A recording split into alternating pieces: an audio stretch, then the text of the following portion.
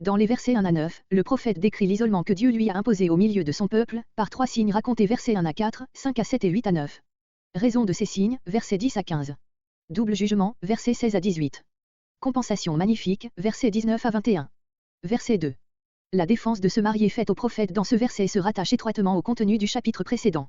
Si tel doit être le sort des mères en Israël, Jérémie 15.8-9, si Jérémie même en est à regretter d'avoir été mis au monde, verset 10, il ne doit pas faire partager à une épouse son infortune, ni à des enfants celle du peuple en ces temps de calamité. Comparez la parole d'Élisée à Géasi 2 Rois 5.26, et celle de Paul 1 Corinthiens 7.26.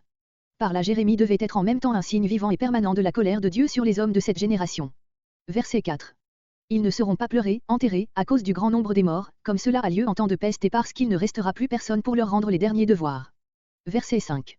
Versets 5 à 7 nouveaux signes. Le prophète ne doit pas même participer à une cérémonie funèbre, car un peuple frappé de malédiction ne mérite pas d'être pleuré, comparé Ézéchiel 24.15-23. Verset 6. Point d'incision, on ne se rasera point. Les incisions et les cheveux rasés, cérémonie funèbre interdite par la loi comme des réminiscences du paganisme, Lévitique 19.28, Deutéronome 14.1, mais qui paraissent s'être peu à peu introduites dans les habitudes israélites. Verset 7. Le pain, la coupe.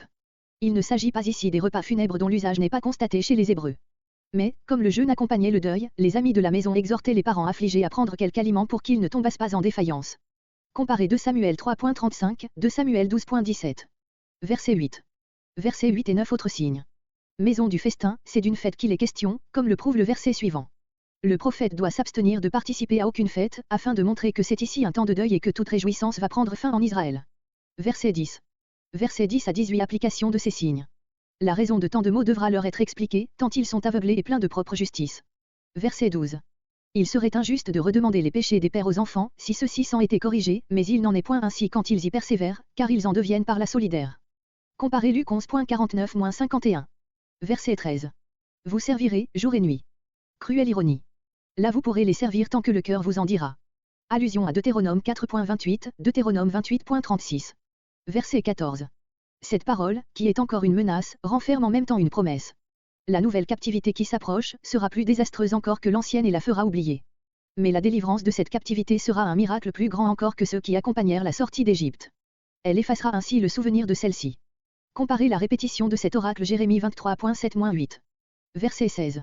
Verset entre 16 et 17 continuation de la menace, sans mélange de promesses. Les images des pêcheurs et des chasseurs représentent deux phases de l'invasion ennemie, d'abord la capture des populations en masse par l'occupation générale du pays, Amos 4.2, puis la chasse donnée aux fuyards isolés, Juge 6.2. Hérodote décrit 6.31, en se servant des mêmes termes que Jérémie, cette pêche et cette chasse à l'homme, que pratiquaient les anciens conquérants d'Asie. Verset 18. Tout d'abord. Nous pensons, avec la plupart des commentateurs, que les mots hébreux doivent être pris adverbialement et rapportés au verset 15, dans ce sens, avant que s'accomplisse la promesse contenue dans la menace de ce verset. Au double, allusion à la loi Exode 22.4-9, Job 42.10, comparez la note Ésaïe 40.2. Les cadavres. Les faux dieux, appelés d'ordinaire des vanités, sont comparés ici à des cadavres qui souillent par leur contact. Verset 19. Versets 19 à 24.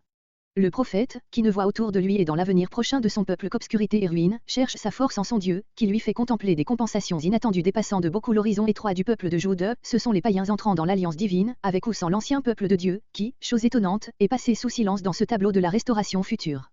Annoncer que les païens reconnaîtront un jour la vanité de leurs idoles pour confesser l'Éternel, n'était-ce pas le meilleur moyen de confondre ceux qui, en possession du vrai Dieu, allaient à ces idoles? Cette prophétie s'est accomplie dans l'économie actuelle, où les païens tiennent la place des Juifs dans l'alliance de Dieu, Romains, chapitre 11. Nos pères, la religion des pères n'est pas pour cela la bonne, comme se le figure encore aujourd'hui tant de gens qui couvrent du prétexte de la piété filiale leur incrédulité et leur paresse morale. Verset 21. Je vais leur faire connaître, aux païens, ma main et ma puissance, par les nouvelles œuvres qui s'accompliront dans le développement du royaume de Dieu, comme le retour de la captivité, la restauration d'Israël et la propagation de la foi monothéiste dans le monde entier.